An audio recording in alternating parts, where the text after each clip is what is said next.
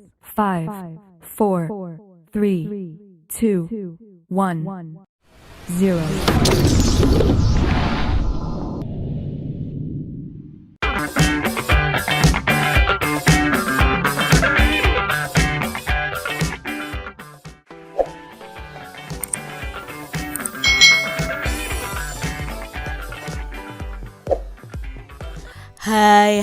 Hai, selamat datang di channel YouTube Kak Citra. Apa kabar adik-adik semuanya? Kak Citra berharap kalian dalam keadaan yang baik, sehat, dan siap untuk belajar ya. Hari ini kita akan belajar bersama-sama untuk mata pelajaran tematik kelas 3. Kita belajar di tema 7, Perkembangan Teknologi, subtema 1, Perkembangan Teknologi Produksi Pangan, pembelajaran yang ketiga. Mari adik-adik kita belajar dengan penuh semangat ya. Adik-adik perhatikan gambar berikut ini. Hari ini rumah Lani dikunjungi oleh Bibi, Udin, Edo, Beni, Dayu, dan Siti juga berkunjung ke rumah Lani. Mereka berkumpul di ruang makan. Bibi Lani bekerja di pabrik pengolahan makanan. Bibi menceritakan macam-macam cara mengolah bahan makanan. Bibi menunjukkan teks bacaan tentang teknologi pangan. Udin, Edo, Beni, Dayu, Siti, dan Lani membaca bersama-sama. Nah, ini adalah bacaan tentang hasil teknologi pangan. Mari adik-adik kita baca ya. Manusia butuh makanan terus-menerus. Bahan makanan yang diperlukan berasal dari hasil panen. Panen terjadi pada waktu tertentu saja. Oleh karena itu, dicarilah cara agar makanan dapat bertahan lebih lama. Agar makanan selalu tersedia, manusia mulai menggunakan teknologi pangan. Teknologi pangan merupakan suatu cara untuk mengolah bahan makanan. Kacang kedelai misalnya dapat diolah menjadi tahu, tempe, dan susu kedelai. Mangga dan stroberi bisa diolah menjadi manisan dan selai adik-adik. Daging dapat diolah menjadi bakso, sosis, dan kornet. Teknologi pangan penting untuk menghasilkan jenis makanan baru. Selanjutnya, makanan olahan tersebut disimpan dalam kaleng atau dalam plastik kedap udara.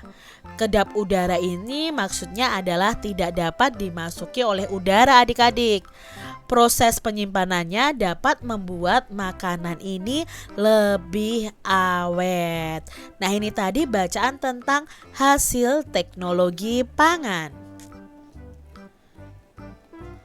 Carilah jenis makanan baru yang dihasilkan oleh teknologi pangan. Nah, kelompokkan jenis makanan hasil panennya dan makanan hasil teknologi pangannya. Kalian bisa tuliskan dalam bentuk tabel seperti ini adik-adik. Misalnya, hasil panennya kacang kedelai. Nah, kacang kedelai itu bisa diolah dengan teknologi pangan menjadi apa? Oh, menjadi misalnya di sini tahu, tempe, ya ini kacang kedelainya, menjadi susu kedelai ya. Lalu mangga atau buah-buahan itu hasil panennya bisa diolah menjadi apa dengan teknologi pangan supaya lebih awet, maka diolahlah menjadi manisan seperti ini. Ada manisan mangga, manisan salak ya, dan lain sebagainya. Lalu untuk hasil panennya dari peternakan itu daging. Nah, daging ini supaya awet bisa dibuat apa? Misalnya bisa dibuat bakso, bisa dibuat sosis, bisa dibuat kornet adik-adik. adik-adik. Dan di sini misalnya hasil panennya stroberi. Nah, stroberi ini misalnya bisa dibuat selai roti adik-adik. Jadi hasil panen itu akan diolah dengan teknologi yang ada supaya hasil olahannya itu menjadi lebih awet lagi adik-adik untuk digunakan manusia. Adik-adik, amatilah kalimat yang berwarna merah pada teks hasil teknologi pangan. Kalimat tersebut merupakan kalimat utama pada setiap paragrafnya. Adik-adik tentunya masih ingat ya apa itu paragraf, sudah Kak Citra jelaskan di pembelajaran sebelumnya. Nah, bacaan ini itu ada 3 paragraf adik-adik. Nah, setiap paragrafnya itu memiliki kalimat utama. Kumpulan kalimat utama disebut dengan ringkasan. Misalnya di paragraf 1 ini kalimat utamanya adalah manusia butuh makanan terus-menerus.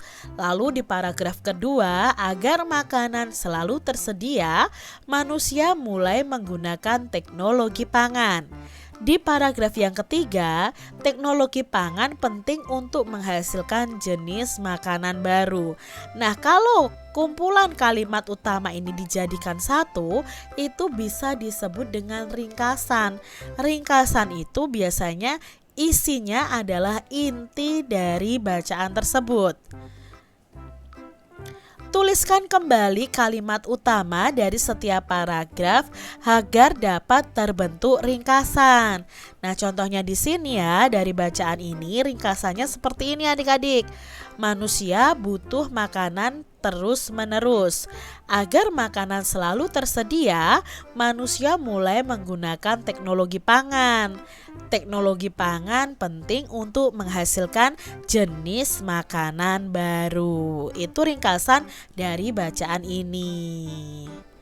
Setelah membaca dan bercerita tentang teknologi pangan, Lani mengajak teman-temannya bernyanyi bersama. Bibi Lani memperkenalkan sebuah lagu baru. Nah, lagunya ini berjudul Tukang Sayur, karya Pak Ate Mahmud. Adik-adik bisa cari ya video tentang lagu Tukang Sayur.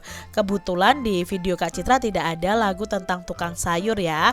Nah, nanti Kak Citra akan coba cari linknya. Kak Citra akan taruh di description box untuk lagu Tukang Sayur karya Pak Ate Mahmud. Kita baca dulu saja syairnya ya. Di depan rumah kami setiap pagi lewat tukang sayur langganan ibu. Sayur, sayur, sayur, sayur, demikian seru bang tukang sayur. Dari rumah ke rumah tak kenal lelah, dijualnya sayur dengan ramahnya. Sayur, sayur, sayur, sayur, demikian seru bang tukang sayur. Coba ya adik-adik kalian belajar lagu Tukang Sayur karya Pak Ate Mahmud ini. Masih ingatkah adik-adik arti dari pola irama? Nah, pola irama adalah susunan sekelompok bunyi yang muncul berulang-ulang secara teratur dalam sebuah lagu. Apakah lagu Tukang Sayur ini memiliki pola irama yang berbeda adik-adik? Ya adik-adik ya, memiliki pola irama yang berbeda. Ya, karena apa? Ya pasti setiap syair itu pola iramanya akan berbeda-beda. Coba nyanyikan lagu tersebut secara bergantian dengan teman kalian. Iringi nyanyian temanmu itu dengan berbagai gerakan untuk menunjukkan pola irama. Misalnya pola irama pertama itu diiringi dengan tepuk tangan. Lalu pola irama kedua bisa diiringi dengan petikan jari atau jentikan jari tangan. Pada lirik lagu tersebut, pola irama yang berbeda itu ditandai dengan gambar alat musik yang berbeda. Nah, di sini ada gambar suling, ada gambar kecapi dan gambar kendang. Nah, ini menunjukkan bahwa setiap syair lagu ini dinyanyikan dengan pola irama yang berbeda. Bibi Lani membeli tempe di tukang sayur. Warnanya putih dengan kumpulan kedelai di dalamnya adik-adik. Lani dan teman-teman mengamatinya. Tempe yang dibeli Bibi cukup besar. Udin mengajak teman-teman mengukur luas permukaan bidang tempe.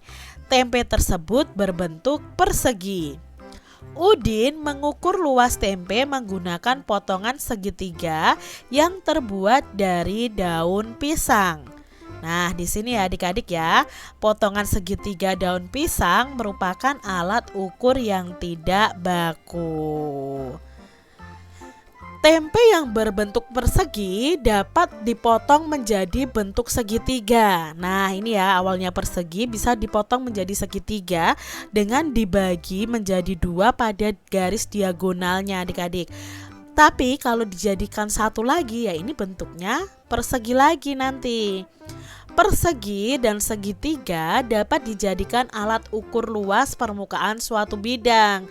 Kalau ada satu satuan luas atau satuan persegi, ini adalah satu satuan persegi.